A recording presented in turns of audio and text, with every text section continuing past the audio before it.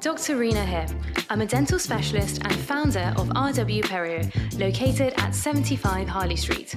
Welcome to my podcast, Life and Smile, where we talk about everything dental, lifestyle, business, and much more. Every episode, I'm joined in conversation with a specialist expert in their chosen field, who give us a behind-the-scenes glimpse into their daily regime, career turning points, and an insider look at what they can't live without.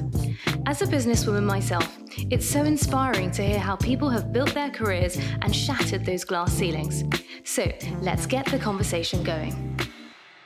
Welcome back to Life and Smile Season 4.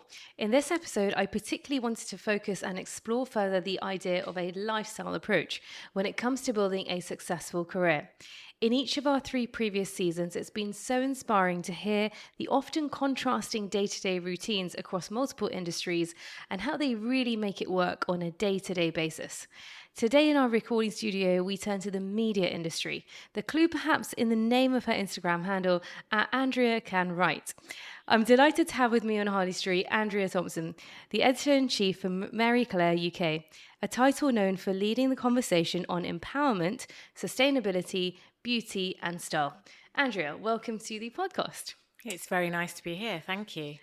So we like to take things back to the beginning here. So rewinding back and taking our listeners back to when you first started your career. So your impressive background has seen you build an incredibly successful career to date, attached to some of the most prominent names within media, including Grazia, Daily Mail, Conde Nast, and of course, Marie Claire. So tell us, how did everything all begin? Well, I always wanted to be in the media because I've always been fascinated by other people's stories. And, you know, it was always very appealing to me, the idea of being able to tell stories that you didn't perhaps see often documented in the media. But also, I was always driven by this idea of change-making journalism and writing the sort of stories that really influence people to make positive changes in their life, particularly with regards to empowerment of women, and sort of widening the landscape, making the media landscape a bit more diverse as well. Right. I grew up in a house with parents that were very, very obsessed with news. There were always lots of newspapers. So I began reading newspapers when I was very young and being very aware of the news and debating topics in my house with my parents and my parents' friends. And then I went off to university and I identified a couple of brands that I always wanted to work for. And actually one was Marie Claire, because I bought Marie Claire when I was a student, when I could afford it. And I really loved its international scope of stories, and it was like smart girls journalism. It had great fashion, but it also had a really global political agenda. So I always looked at Marie Claire as that place I really wanted to work, but also I had a dream of working for the Sunday Times, which was the other sort of flagship title. Yes. And by the time I was 30, I'd got to write for both, which was really a thrilling thing. And then, I managed to get a job on Marie Claire as features director, and worked my way up through that to deputy editor and editor-in-chief. But of course, along the way, I did a lot of writing jobs, assistant jobs. I worked at Glamour, I worked at Grazia, I worked at the Daily Mail, I did a bit of freelancing, I worked in TV for Channel 4 as well. And I did a lot of investigative reporting. And it was a great kind of journey for me because I did such a variety of things. And I took a lot of risks with my career, moving around and doing a lot of traveling before I had kids, which I'm really pleased I did now because since I've had kids, I mean, I still do travel, but it's obviously a little bit more limiting and you have to have a bit more of a routine. So I did do a lot of experimenting and working at lots of different places before I arrived at Marie Claire. Amazing. It sounds like you did. So you took lots of little steps to get to where you wanted to be. Do you feel like for someone younger in their career, that is really important to sort of do it step by step and see where the next door, what the next door opens, and get that experience in like a wide variety of things? Because often, we know what we want, but we just want that, and we don't want to do anything else. What would be your kind of advice? Do you think all of that experience really helped, or? Yeah, absolutely. I mean, I actually started out in book publishing. I knew it wasn't for me because the pace was a bit slow for me, and I really wanted something pacier. But I worked doing marketing, and that really gave me a great insight. And I went on a couple of like author book tours and saw how that all came together. And even that, like, even though it's not journalism, was a brilliant skill. What I would say is that when I first went into journalism, I really thought, God, I'd love to work for The Guardian. And I applied for so many jobs at The Guardian, never got any of them. And if I'd held out for that job at The Guardian, I'd have been penniless for a lot of my 20s. And in some ways, fortunately, I didn't have really rich parents or anything. I had to just get on the ladder and do a few jobs that I perhaps wouldn't have been my perfect titles. However, they were really brilliant training. And I took a lot of steps on the way, perhaps side steps sometimes to be where I wanted to be. But every single one of them taught me something different, because you work with a different team, you work with different deadlines, you work in a different environment and on different content. It's great to write on a different on a variety of topics. It's a really good skill. And in fact, I worked at the Daily Mail for 5 years, and it was one of the most formative parts of my career, even though it wasn't a paper that editorially I would have chosen when I was at university. The skills I gained at the Mail were absolutely second to none. I worked on the Daily. I had to turn around stories at great speed and be accurate and chase down really difficult interviews. I would be dropped in countries and have to make a story work within 24 hours in a place that I didn't know, without contacts. And I don't know, that kind of stuff is scary the first time you do it. The second time, you feel a bit more confident. And every time you do it, you feel like, you're learning, you've got like a new armour almost. Yeah. Then I worked at Grazia and Glamour again, both of those very, very different environments, equally, offered so many moments to learn. So I would definitely say, move around, appreciate that, your perfect job might come a bit later, and get the skills by working at as many different workplaces as you can. Brilliant advice. It's building those layers. You mentioned about risk. Was that kind of going into jobs that you weren't sure about, or was that just risk in terms of, tell us more about that? I honestly believe that you'd never grow unless you take risks, and I've always been the sort of person who likes to scare myself a little bit, and then each time you almost sort of get there's a sort of elasticity that comes with it, and you become a little bit more mobile, a bit stronger, a bit braver. So I've always put myself in situations where the minute I get in, I think, oh my God, what have I done? I've done it again. I'm never going to sort this out. And somehow you do when you're in those situations. So I do think it's really important to slightly scare yourself quite often. So, I've done that by taking jobs when I was younger that actually terrified me, or applying for things that terrified me, and then realizing that, the first few weeks were pretty terrifying, but then you find a way of doing it. And I think that's really important. I also, within my role now, I regularly do things that scare me. I wasn't somebody that was particularly keen on public speaking, but in lockdown there were so many virtual events that was what we just had to do. And I just started saying, I just gave myself a challenge where I'd say yes to everything for 6 months, and I did it. Uh-huh. And it was actually amazing. At the time, it was a little bit exhausting as well. But I look back and I just think, God, all of the different events I spoke at and the different panel discussions I chaired with the sort of people that I'm really proud of that time, because it wasn't something that came automatically easy to me. I had to really psych myself up and have power music Yes. before I have your ritual. I do think it's kind of important to take risks regularly. For sure. And I guess it's just going beyond your comfort zone is the only way to grow. So both the commercial and editorial landscapes, they've changed dramatically, obviously, over the past decade. And there's that demand for instant news, accessibility, fast-paced content. And you must have produced so much content over the last decade. But what would be like your proudest moment to date from sort of everything you've done, if you had to pick one of those moments? I think it's really difficult to pick one. Like, I was racking my brains trying to think what's the one thing. And I think it's almost like it's a broad thing. Like, when I took over as editor-in-chief at Marie Claire almost 4 years ago, we'd just shut the print. And it was a really sad time because it was an end of an era, and people were kind of very like mourning the end of print and like, oh God, well, that's kind of Marie Claire over, and it's just going to be like, this sort of pale sort of digital no man's land. And what I am proud of is working really, really hard to stay true to the values of the brand whilst moving it forward for a digital market, and covering the sort of heartland issues that Marie Claire is really famous for, but also driving the traffic on site and social, and building up, a loyal base.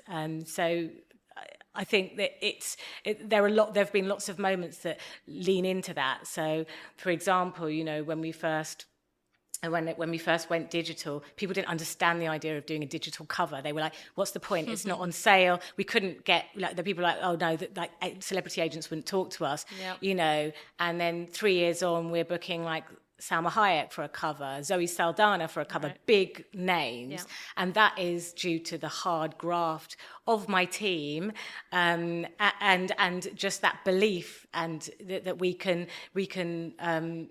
really do something special with the digital version. So, I'm proud of those moments, but I'm really proud of my team who worked so hard to make those happen. And I suppose the other thing I'm really proud of is some of the work we did during lockdown, which was a really challenging time. Lots of the people on the team had kids they were homeschooling.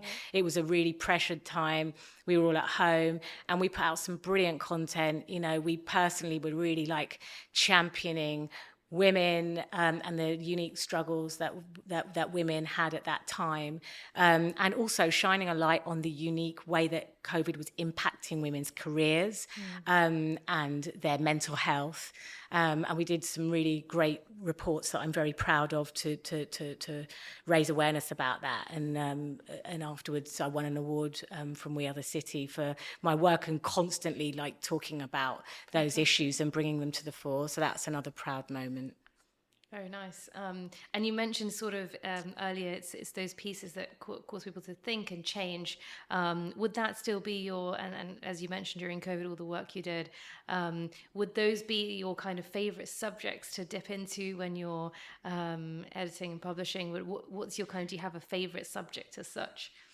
You know what? I think the best thing about being an editor-in-chief of a mainstream consumer title like Marie Claire is that it does have many different pillars. Yes. So, for example, we were like in a meeting today talking about the Barbie film and, role models and toxic masculinity. And also we were talking about something that happened at the weekend and, gay rights and that kind of stuff. And I love that kind of empowerment content, and spinning very popular topics with a very Marie Claire angle that encourages people to think a bit deeper about something. But I also just love working on the fashion. I love going to Fashion Week. I'm obsessed with beauty and beauty products. So I love being part of the awards and getting to judge all of those brilliant products. Perhaps my favourite thing to be part of every year is our flagship event, the Sustainability Awards, because I get to judge a whole range of brands and products right across the board, from fashion to beauty to cars to holidays, and read about all these amazing businesses out there really doing great things that make the world a better place, and not just the planet but their people and their workforces, and they're doing really great things. And at Marie Claire I can shine a spotlight on these people, and that for me is it's wonderful. That's why I did what I do. I went into what I do. As you said, finding the stories behind these people, for Mm. sure. And on the point of sustainability, so you're on the advisory board for the sustainability show, and I guess sustainability is a word that's used so often now for the whole 360 lifestyle industry. Tell us more about that, and how have you kind of personally embraced it? Are there any changes you've seen come through in the industry, or focus and shifts from your interest from your readers? Are they asking more about it? How's the landscape of that now? Well, at Marie Claire, we've always championed sustainable living, and for me, it was just really important to continue that conversation, but also engage more audiences through digital innovation, experiential events, awards, like bringing the whole topic to life, because it's actually quite a depressing thing, and often people feel that they can't engage with it because it's overwhelming. It's like, oh God, what is the point? What can I do? And what's been one of the great things about really, really putting sustainability front and center since I've been editor-in-chief is looking at the different ways we can bring the topic, enliven the topic, bring it alive, and also really make people believe that they can make a difference, because they can. Together, collectively, we really can make a difference. So, we've got a designated sustainability editor. We've got the awards, as I talked about, which shines a light on brands. But we also have this sort of always on sustainability channel where we're constantly putting out really great, informative pieces that really demystify sustainability, and they educate people.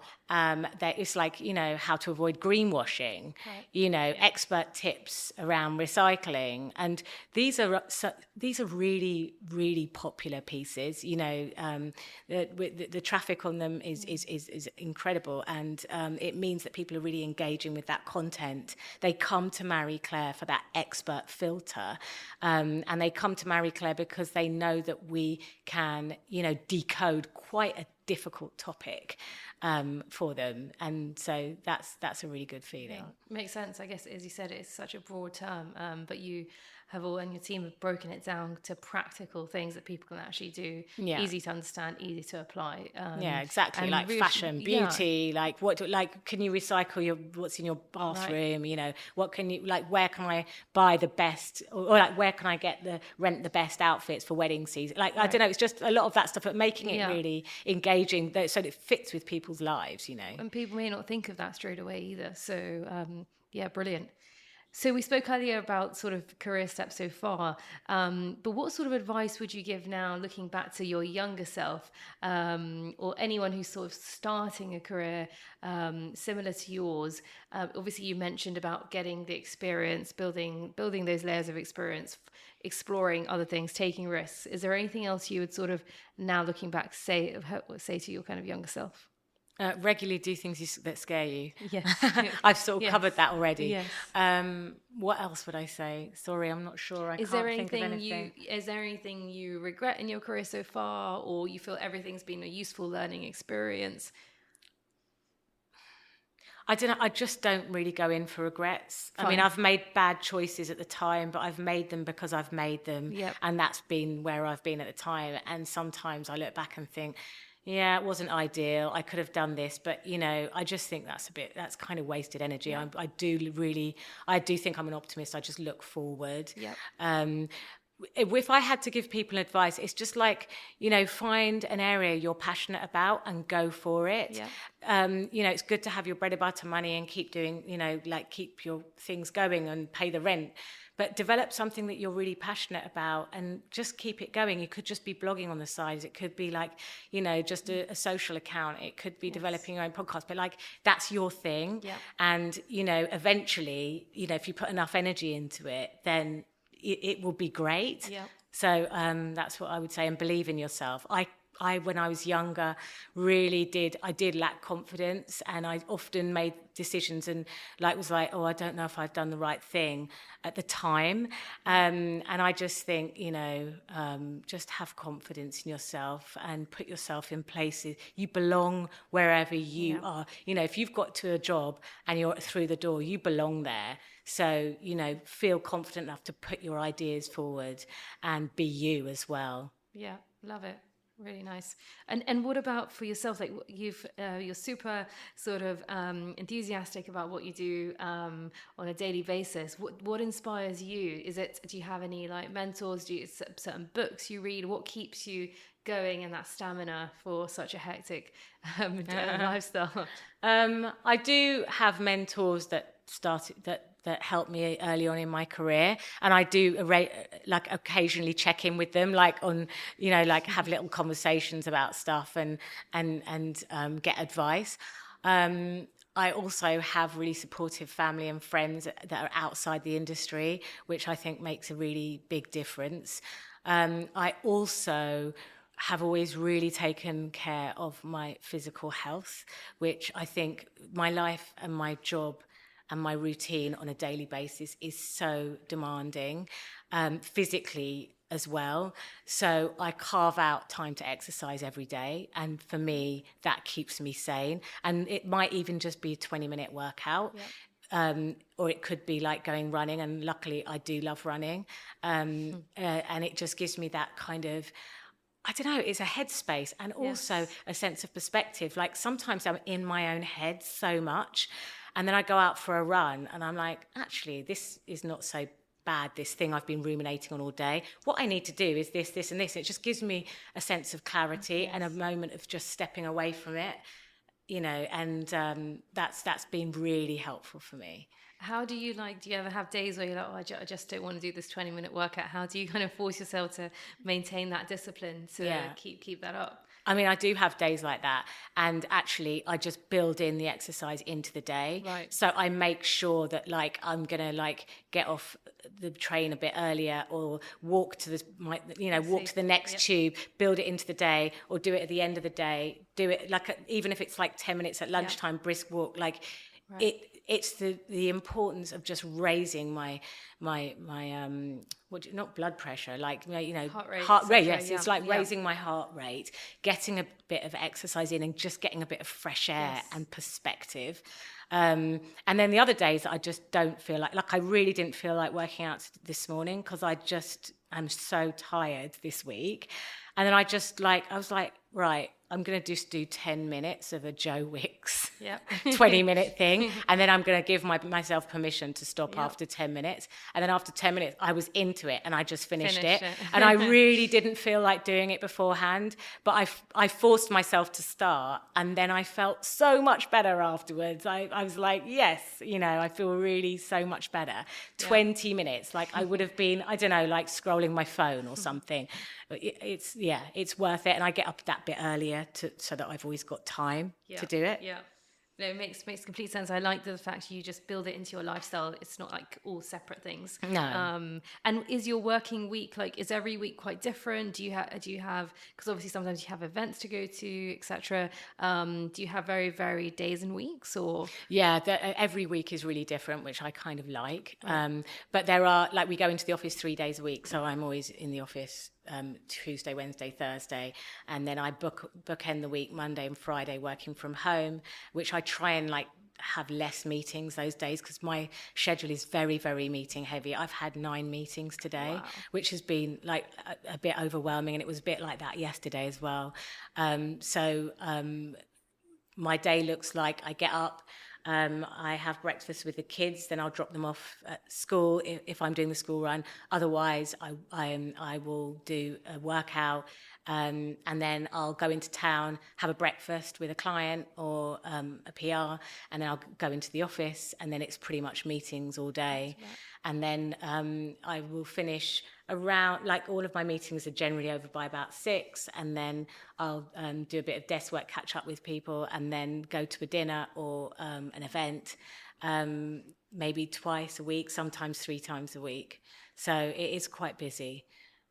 But I guess you enjoy it because you wouldn't do it otherwise. Yeah, like I mean, kind of variety. Definitely. And also I am definitely, and this is something I've really realised as I've got older, I am definitely an extrovert. I definitely get off other people's energy. Yes. And, you know, for me, a relaxing weekend is not staying in with a book for the whole weekend. It's like it's filling my weekend with like not crazy stuff, but like, you know, meeting up with friends for a walk, like doing nice things with my kids, going out, and if I've done a lot of things, not exhausting things, but I've seen a lot of people and I've had a lot of engaging conversations, I go back to work feeling really rejuvenated and really rested. Yes. That's how that's just what makes me tick. And so, you know, going out to an event and meeting people, you know, often I think, oh God, I can't be bothered to go for an event. I just want to go home and have a bath. And then there's always somebody that you meet and you have a conversation with, you're like, you know what, that's why I was supposed to come. Like I had a really nice, engaging moment with that person. Yeah. And you might only be at an event for an hour and a half, but you've like had a connection with somebody, and that's really nice. I think that's so important, like understanding yourself and seeing what energizes you, which is different for everyone. And do you have any favorite spots in London that you like to hang out? What's your kind of favorite places? Yeah. I like in the week, I love Soho, and like if I'm going out like socially with friends and everything, I'll always be in Soho. But at the weekend, I'm quite different. I don't really like coming on the tube into town because I'm doing it in the week. At the weekend, I am mostly on Hampstead Heath. Yes. I'm walking, I'm running, I'm meeting friends, going for walks, or I might be in Primrose Hill. Like I'm in North London, and thank goodness we've got lots of lovely open space. Yes. So I'm mostly going to be outdoors. Even if it's raining, I like to still be just in the fresh air because I don't know about you, but when you work in an office all the time, you know, when you get the opportunity to be out, it's so, it's just so important to be out, and especially around green as well. Yes. Which again, really, I feel really affected by nature and an absence of nature and sunlight. So again, I feel very energized by a weekend outside by the water or something like that, or green. Yeah. Nice. So you really mix it up. Final question we ask all of our guests. So 3 things we can always find either at your desk or in your handbag as part of your sort of mini survival kit. What would they be? Goodness, I didn't prepare for this one. Just honest answers. No, we had all sorts. Literally honest answer. My Dior lipstick. My 8-hour cream, because I just put it everywhere. Like I'll do it on my hands before I go into a meeting, or I'll use it for flyaways on my hair. And my Chanel perfume. Love it. All the essentials. Thank you so much, Andrea. I know you are super busy and this is your 10th, I guess, meeting of the day, but you still look super fresh. Thank you so much for all your snippets of advice and inspiration. For our listeners, what have you got coming up? What can we stay in tune with going forwards? Well, next on the agenda is our Sustainability Awards in September, which is really exciting. So keep an eye on the winners and please go and support them because they will be genuinely sustainable businesses and brands. And then the next thing is Fashion Month in September. We've got lots of exciting stuff coming up. Some new shoot franchises, a focus on sustainable fashion as well, and accessories. So, stay tuned for that. Fantastic. And then your Instagram is Andrea Can Write, where all of our listeners can follow your journey as well. Thank you so much, and looking forward to seeing you again on Harley Street. Thank you very much for having me.